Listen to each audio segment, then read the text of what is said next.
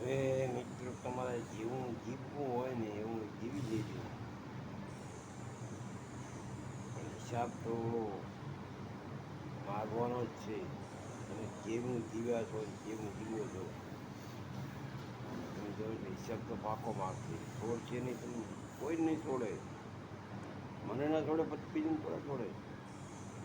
એટલે હિસાબ તો લેવાનો જ છે. એટલે જીવવામાં સમજી વિચારી જીવજો. જીવતા આવડે તો જેવું જીવો તમારે હિસાબ બી મળશે. સારો કરો તો સારું મળશે, ખરાબ કરો તો ખરાબ મળશે. મળશે એ સાચું. ક્યારે મળે એ તો એના હાથની વાત છે. એને આપ સારું નતું કર્યું, કર્મ કરો તો ફળ આપવું ભગવાનના હાથની વાત છે. ક્યારે આપે કોઈ નક્કી નહીં. આપે ખરો, વહેલા મોડું થાય થોડું ઘણું, પણ હિસાબ ચૂકતો થઈ જાય. વ્યાજ શીખે એ વ્યાજ દેનારો છે.